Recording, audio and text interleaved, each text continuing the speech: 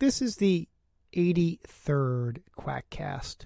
Hard to believe I've done 83 of these, plus or minus 2.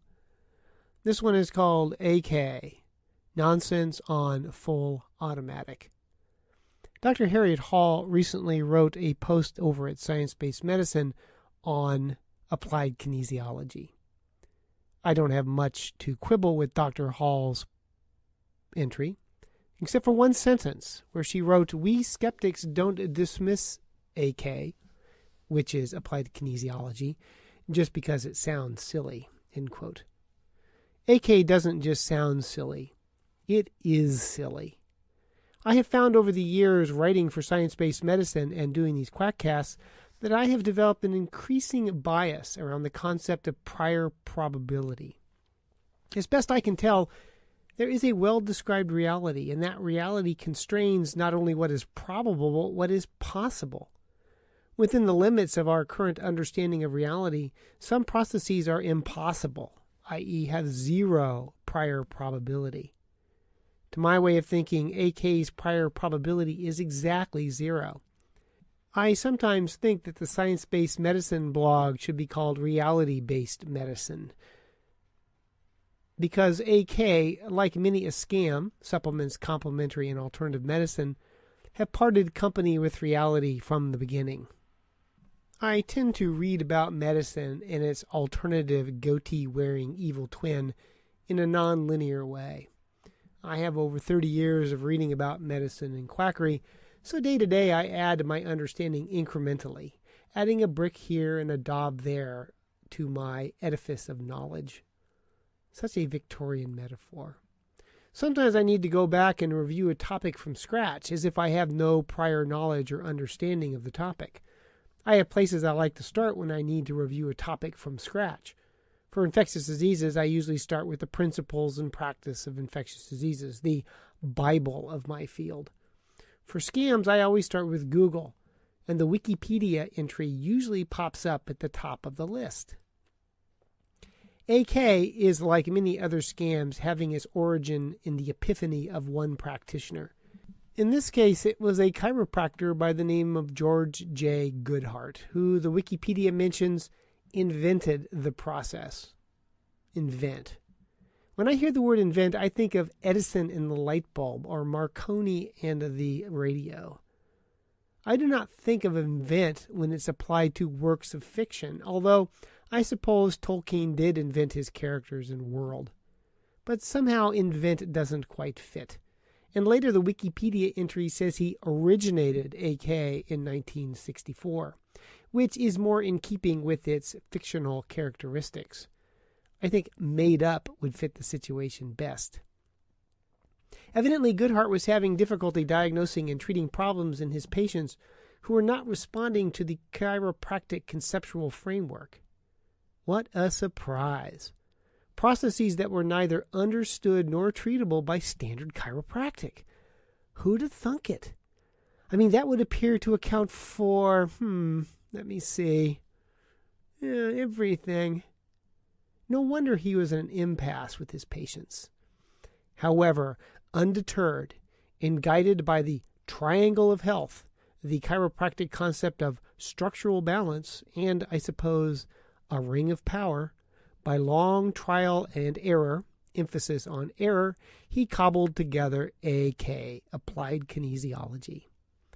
Unfortunately for AK, Goodhart was not guided by anatomy and physiology, reality, of course, not being a strong point in his understanding of disease.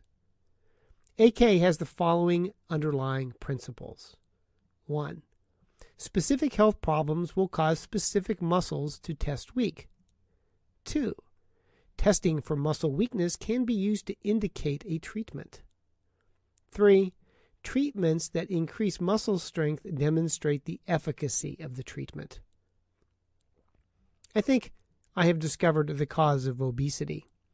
The last century has seen a marked increase in the number of pathways by which scam modalities function. There are all the meridians of the various forms of acupuncture, all the connections of reflexology, the connections of iridology, and now those of applied kinesiology. These and more are crammed into one small volume of flesh and blood. Since a major aspect of scams is the faux understanding that wishing makes it so, they are responsible for the proliferation of formerly imaginary pathways in the human body. And the only way for all these pathways to fit in humans is to make people larger.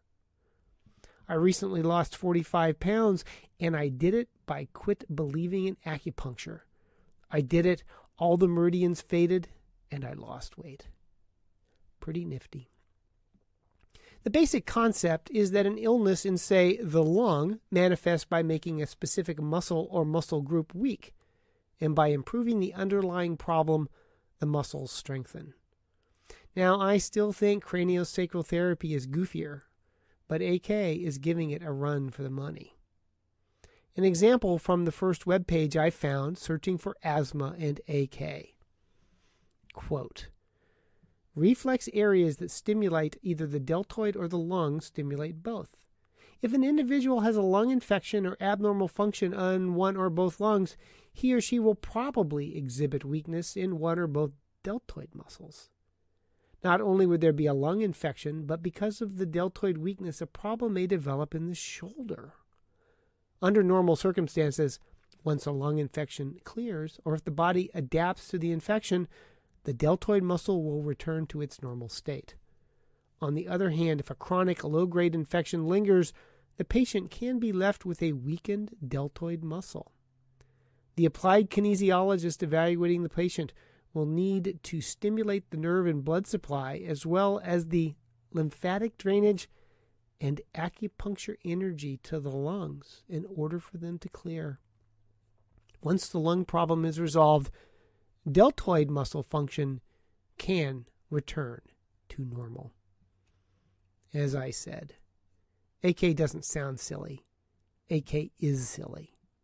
There are multiple videos available on the interwebs with a quick Google search where you can get a good idea of the profound silliness that is AK.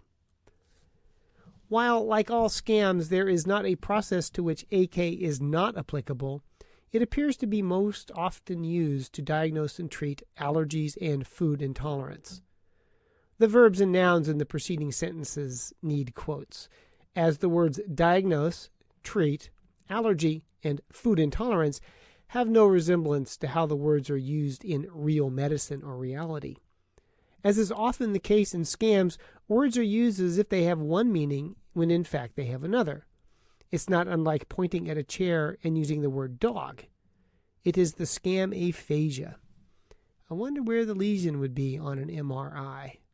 I'm not really good at neurology.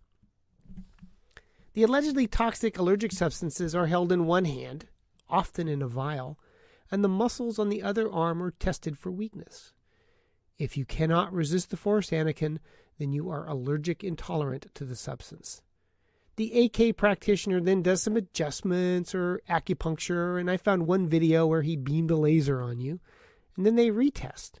And if the intervention was successful, the weakness is gone, the allergy is gone. Success. Now, I think of allergies as an interaction of an antigen, in my world it's often an antibiotic, with antibodies, with a subsequent cascade of physiologic events leading variably to rashes and hives and interstitial nephritis and other adverse physiologic consequences. Weak muscles are usually not involved. But that is the reductionist in me, trying to understand a process from the level of the antigen antibody to the effects on the whole human with a true allergic reaction. I live in a world where, although we use shortcuts on occasion, language is meant to be precise to describe a specific situation. Precision of language represents precision of thought. It is important to be precise in medicine. Is it a staph infection? A Staph aureus infection? A methicillin-resistant Staph aureus infection? What is done diagnostically and therapeutically depends on how exactly the problem is described. Reading the kinesiology literature, and that's sort of like referring to the phone book as literature, indicates that allergy has a far broader, almost aphasic use. Quote, allergies are viewed from a holistic perspective, based on Oriental medical principles and defined in terms of the effect an allergic substance has on the energy flow in the body. So, when they talk about allergy, they're not talking about allergy. To continue, an allergy is a condition of unusual sensitivity of a person to one or more substance which may be harmless to the majority of other individuals. In an allergic person, the allergic substance, known as an allergen, is viewed by the brain as a threat to the body's well-being? Really? When contact is made with an allergen, it causes blockages in energy pathways called meridians, disrupting the normal flow of energy through the body's electrical circuits. This energy blockage causes interference in communication between the brain and the body via the nervous system, which begins a chain of events that can develop into an allergic response. End of quote. The former paragraph was gibberish. So there is no disease that is not due in part or in their entirety to an allergy. So what do cellulitis, an infection of the skin, sprue, a disease of the colon with malabsorption, and cataracts all have in common? For an applied kinesiologist, it's due to vitamin C allergy. And a vitamin T allergy leads to low immunity, whatever that is. I am not entirely sure what vitamin T is. Evidently, it is found in sesame seeds, and I pity the poor fool who is deficient in vitamin T. So my use of the word allergy and the AK use of the word allergy have no resemblance to each other. My use of the term allergy is relatively narrow. For the AK practitioner, it may describe anything and everything. The weird thing, as if the whole process is not weird, is that the tested foods or chemicals are often in vials. The patient holds a vial in their hand containing the substance. How the allergen or its essence gets out of the vial into the human and sets up a cascade of effects that lead to muscle weakness is not explained. Glass and plastic are far more porous than I expected. Oh wait, it's quantum. I searched the terms quantum and AK and of course found a video explaining why the effects of applied kinesiology are quantum. I just started laughing as the speaker wrote quantum physics on the board as he started to talk. I couldn't get Dr. Science out of my head. He knows more than you do. The subsequent talk has nothing to do with the quantum physics I learned back in the day for my undergraduate degree. And, I was wrong. The speaker doesn't really explain how quantum physics is connected to applied kinesiology. He talks about one, he talks about the other, doesn't really draw them together. But it's impressive when you talk about quantum. And as an aside, why is he wearing scrubs? In the hospital, we wear scrubs in part to avoid dragging environmental material into the clean areas of the hospital, and probably more importantly, to avoid getting blood and other bodily fluids on street clothes. Just what kind of applied kinesiology is that speaker doing that he needs scrubs? Or is it just an Aussian conceit? I'll tell you though, if I see someone wearing scrubs outside of the hospital, I think doofus. But others are clearer in their explanation of the association between quantum effects and kinesiology. I am, of course, using the word clearer and explanation in the scam aphasic manner, such that they don't really mean what you and I think they mean. I'm doing this just to see what it is like. It feels natural. Quote, this brings us to our theoretical understanding of kinesiology. When you test the viability of a given statement, you are determining whether or not the wave function will collapse. Only something that is true has existence in reality, end quote. I suppose you can therefore conclude that AK has no existence in reality, because it's not true. But I knew that without a wave functioning collapsing. They continue. Put simply, truth collapses the wave function. If you test a particular statement like, today is Monday, and your arm stays strong, a wave function collapsed, signifying that it is indeed Monday. Conversely, if you test weak, there is no collapse of the wave function, denoting that your statement was untruthful. Although it may be counterintuitive, when your arm stays strong while testing a statement with kinesiology, a wave function collapses. But if your arm collapses, there is no effect in reality. End of quote. I think that's more a Korsakoff's confabulation than an aphasia, don't you think? But again, neurology is not my strong point. I see little difference between AK muscle testing and power band muscle testing, just variations on the same theme. Richard Saunders, an Australian skeptic, has nice videos on the interwebs demonstrating the amazing quantum physics ability of people to fool themselves and others with muscle testing with the power band. I highly recommend them. I am old enough to remember when there were not a huge number of clinical trials to help guide clinical decisions. We had a saying when I was a resident. One patient was, in my experience. 2 patients were, in a series of cases. And 3 patients were, in case after case. We knew back in the day that anecdotes were useless. The International College of Applied Kinesiology has its collected papers available online, almost all of which are some version of the aforementioned saying. While a wide variety of anecdotal cases, virtually all positive, are presented, my favorite was rock music, an environmental stressor, where they concluded, in this select group of patients, physical tests of muscle weakness and neurological disorganization appeared after exposure to rock and roll music. I always knew rock and roll was evil, but I didn't know it affected your applied kinesiology. I would think country western would do it, but that's just me.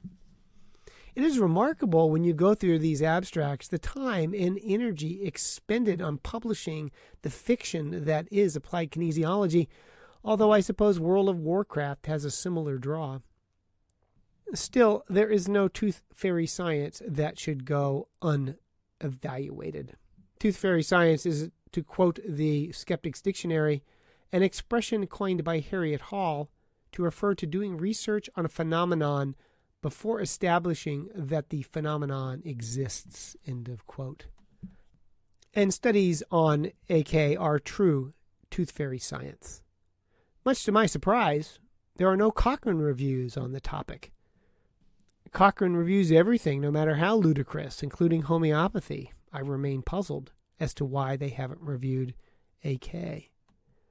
There was a review in 2007 by Cuthbert and Goodhart entitled On the Reliability and Validity of Manual Muscle Testing, a literature review, and they concluded that AK was of benefit. Quote, more than 100 studies related to MMT and applied kinesiology chiropractic technique that employs MMT in its methodology were reviewed, including studies on the clinical efficacy of MMT in the diagnosis of patients with symptomatology. With regard to the analysis, there is evidence of good reliability and validity in the use of MMT for patients with musculoskeletal dysfunction.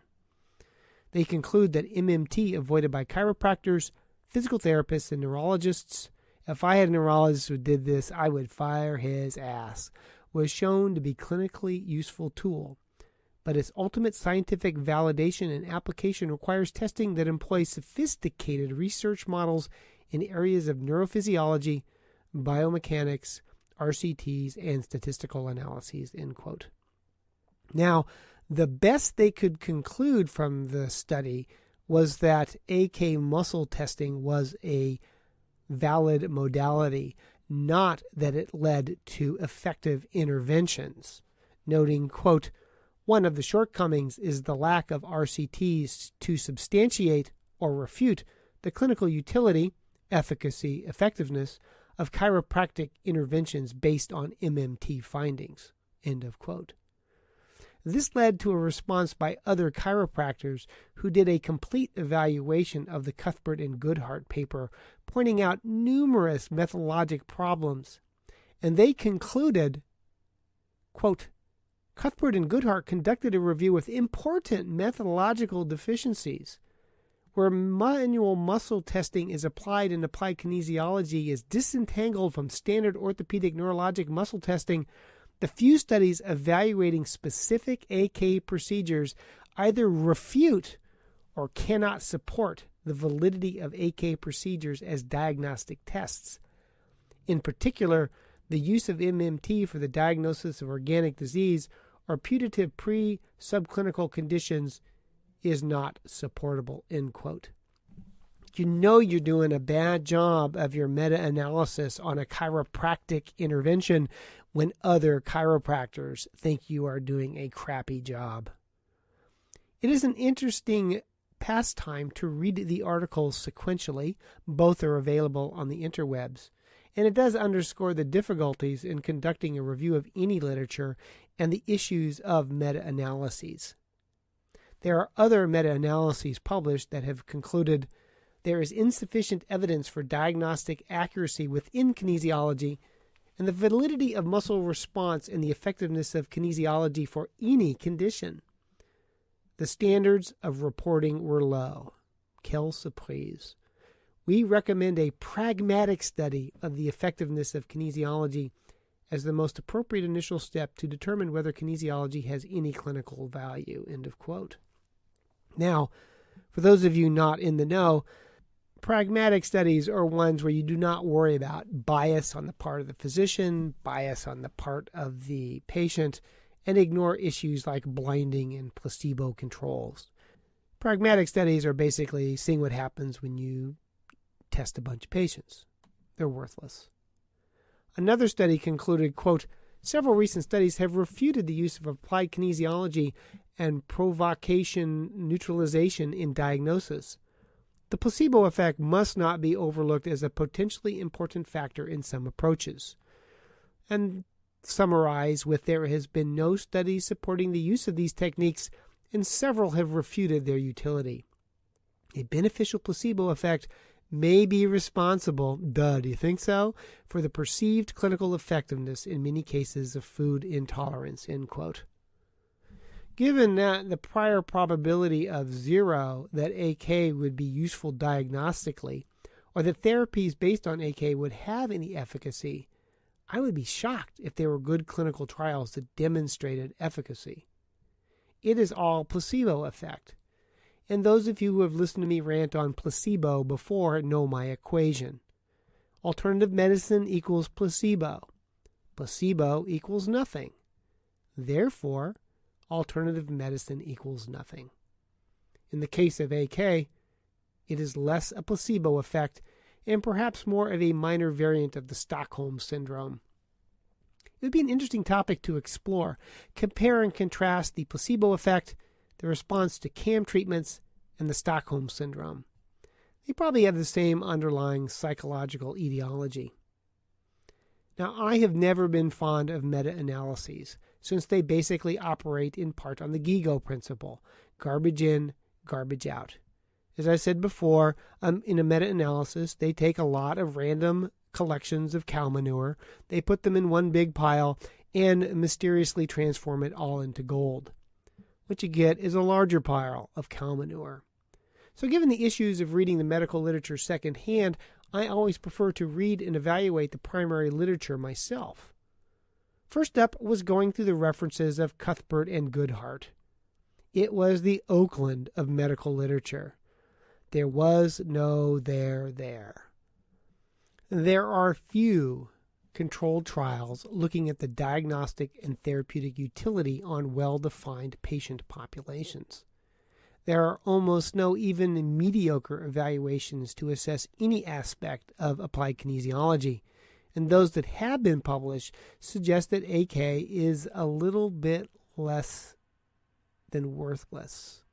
I will give the caveat that much of the literature quoted by Cuthbert and Goodhart is not accessible, published in journals too obscure to be available on PubMed or in my medical library.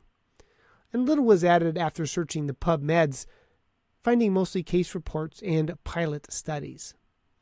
One reasonable study was entitled Double-Blind Study on Materials Testing with Applied Kinesiology, and found that AK was no more reliable than chance for determining intolerance to dental material. They evaluated, quote, 2 dentists qualified in AK, end quote. Now there are 2 dentists I would not want mucking about in my mouth. It is no surprise that if the AK practitioner and the patient are blinded, quote, results suggest that the use of health kinesiology as a diagnostic tool is not more useful than random guessing. And another study that demonstrated, quote, applied kinesiology to evaluate nutritional status is no more useful than random guessing. I can see why the first hit on my PubMed search was an AK practitioner who was complaining about evidence-based medicine. Reality really doesn't support their practice. At least I came across kinetics of hula hooping and inverse dynamics analysis, so that the time spent was not a complete waste. At least hula hooping is a form of applied kinesiology that really exists in reality. Postscript. If you want to hear more of me rant, and really, who doesn't, try this Skepterpodden, where I was recently reviewed from some very nice Swedish skeptics. The English, or at least the American, starts 33 minutes into the program. And on the website, they use my fat picture before I lost all my meridians in the subsequent 45 pounds. And the title, for those of you who are uncertain, is an oblique reference to the AK-47. I recently read The Gun by C.J. Chivers, A History of the AK-47, a most excellent piece of historical literature. And that ends the 83rd Quackcast. Today is the 11th of February, 2011. I think I forgot to mention that at the beginning of the podcast. As always, you can go to my website, moremark.squarespace.com, where you will find my growing multimedia empire. The references for these Quackcasts are all on the Science-Based Medicine blog. Otherwise, I'll see you at some point in the future for the 84th Quackcast.